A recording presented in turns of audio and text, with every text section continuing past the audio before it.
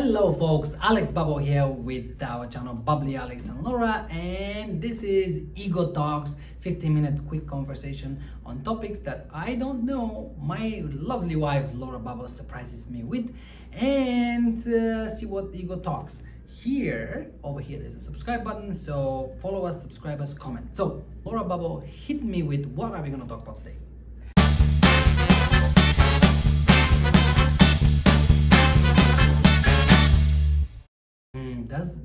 Does the ego like challenges? So you believe it loves them? Yes, I do. You do? Okay, so I maybe look at both sides, or we just on that part? Now Why? we talk why ego likes challenges in order to be to race, so it can be the first one. Like compares him to compete and to then compete. to become. Yes. We can talk about it. It's a good topic, of course. The ego, just to remind you again, my perspective of the ego is that it's a structure in our mind, mental structure. I have mine, you have yours, and that mental structure is an I, like it's a being that we believe we are, a notional being, and it loves being praised. Okay, so the ego, one of the most what it loves the most is being praised, put in a pedestal, congratulated, tapped on the shoulder, because in that way it's been validated. So for example, good job Alex, right? And it starts very little, right? We praise our children when they do something great, and we talk about our friends. Hey, let me tell you what my son did today, or he was first in class in math class, or he was the best in school for whatever, right? And so we get to know, or we learn that praising, it's a reward, it's something good, it's something positive. It makes our imaginative thing grow, okay?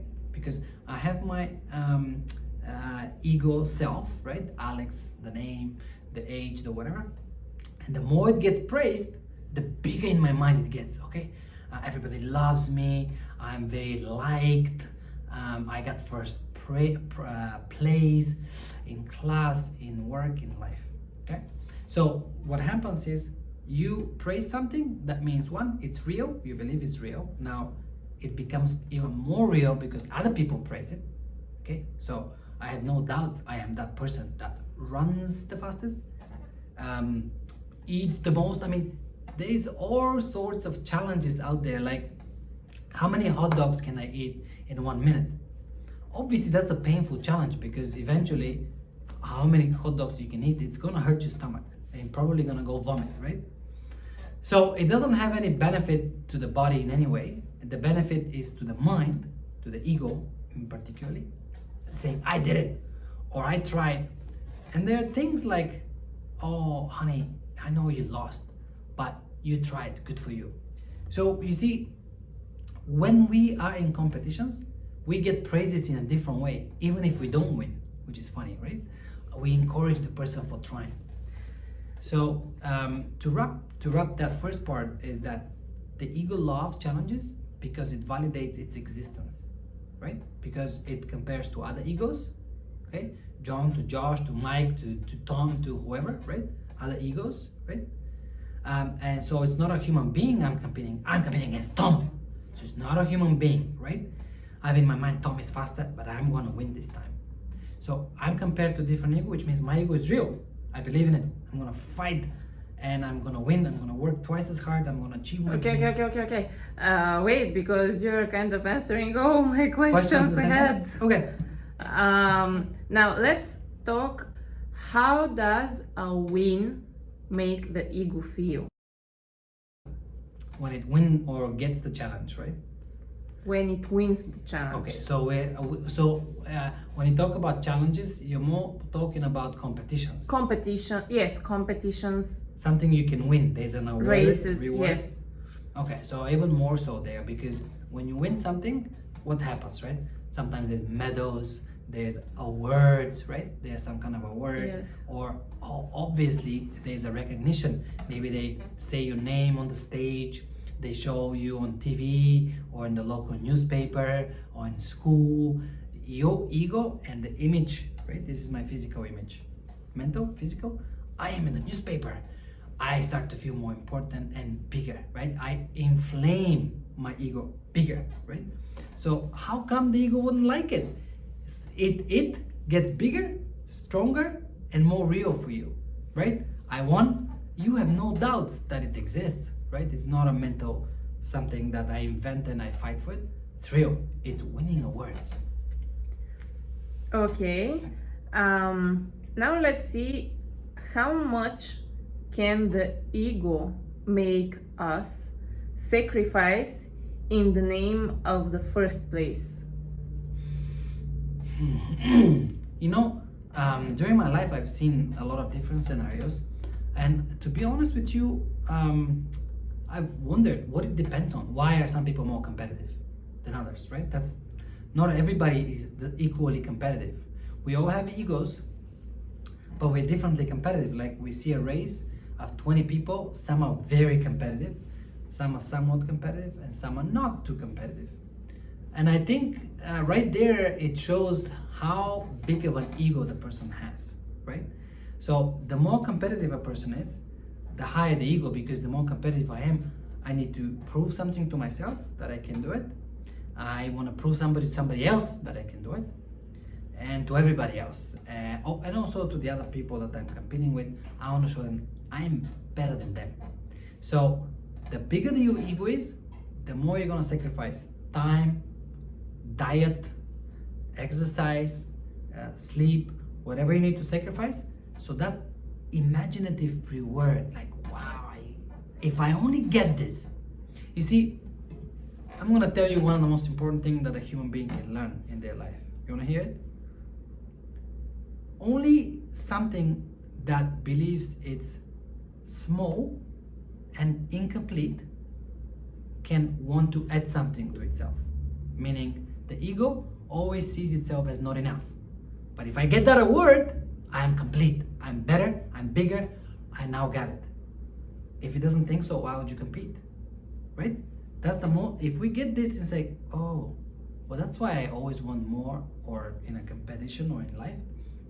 Because the ego image that you believe you are, doesn't matter if you're Mike, if you're Maria, Alex, Josh, it always sees itself as smaller than what it could be. And by winning this race, if I only won that race, oh, then what? Girls will like me, guys will like me, whatever. People will like me, I'll be famous, maybe money, recognition, status, right? Now I'm not there. So if you think that being there is better, you must also think that right now is not good, right, Laura? Like if you think, if I had this, right, this apple here, the Adam tree apple, right? If I had this, it would be so good. But I don't have it now. I don't say that to myself, but that means that I'm not good now. Okay. Sad. This is very nice. And now let's concentrate a little bit more on the losing part. What happens with the ego and how does it punish us when you lose a competition? It's a very good question. There's a few things that I always like to talk about, and one is the ability of the ego to punish itself. So as an individual, in my case, right, because we all have it, but an example with myself, it's a very strange characteristic of the ego to actually punish itself mentally inside. So nobody's telling me anything, not my wife, not my family. I punish myself for whatever reasons it is. So in this case, it's losing a competition, right? Things that could go through my mind are, oh, if I worked out a little harder, if I slept a little less, if I pushed myself a little more, or there's a blaming on myself, or I can blame it on other people. Oh, this person might have gotten some things that are illegal substances, so he can beat us. Or he's so lucky his genes are good and his biology is good, so it's easy for him. Or it was raining, I'm better on when it's sunny. But I had a problem with work and that affected. So these conversations, if you're listening, just stop for a second the video and think about how often it happens in your life. Because it's non-stop, you don't pay attention to it, it's become part of how you live. But they are nonsense. You drop them, right? Like this conversation of reasons why I failed, or reasons outside of me why it affected me and I failed. These are lies. They're not real. Like it's almost telling you you can fly, and you believe me and you jump from the window, right? It's not true. Don't jump from the window. Why do you believe in the ego then? It's a lies in your mind, and until you realize them, it will always hurt you. Okay, this was a good answer. And now, Alex, tell us, not listening to the ego. What should we do? Yeah, well, that's right. A great way to finish, is it? Yes. Okay, but we will talk there. There's another Keep question. 1 minute for the end. Okay, so it's a very easy answer because I want to take you back to when you were a child, whatever you remember. Let's say 4-year-old, 5-year-old. When we were a child, everything we did was because pure joy, curiosity, interest. I want to play. We were never thinking in terms of punishing ourselves. I don't like myself because I didn't play long enough with the little cards, or I didn't win the little race with myself, right? We did everything because we didn't think about it then. But I'm curious, if I push that card, what will happen? Take the same approach to going for a race. If you want to go for a marathon or anything in your life, you do it because you want to experience it. I've never been to a marathon. What do it feel like? If you win, okay, great. But the real win is participating and enjoying the marathon. And the training, if you were training for it, if it's not just for fun or whatever, however you approach it, the real winning in life is you learn to enjoy whatever it is you're doing. And let me tell you a secret. The more you're enjoying it, the more chances you have actually winning it. So, and what to do if we lose? but it wouldn't matter, because if you're enjoying what you're doing, you're not there for the win or for loss. You're there for participation. It's a great difference. When life ends for an individual on this planet in the physical realm of things, I think we'll be really happy to say not, oh, I won and I lost and I think it'll be the happiest person would say, I came, I participated, and I'm gone. Okay. Not a win and a loss. It's I participated. I did my best. So you think that there in the competition there are no winners nor losers. It's just participating. If you want to be enjoying yourself, participating, yes. If you want to suffer, then go with the ego.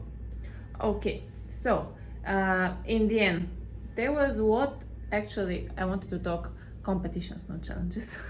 So what are competitions actually? Competitions. What means competition? Well, I think I'm gonna answer it this way, Laura. Bubble, my favorite bubble. In this life, this is a life of comparisons. Okay, some of the first things we learn is hot, cold, yes, no, tall, short, white, and whatever. We learn comparisons. Am I making sense? We learn comparisons, and as we learn comparisons, it's then an easy step to say, well, I can throw this ball further than you. Well, I'm gonna try. And I think at some point it was fun. As kids, I run faster than you, right? At some point it was enjoyable, and the guy who lost and won, they both laughed, right? They were laughing because they were children. But then at some point it became a game where you can win and lose things.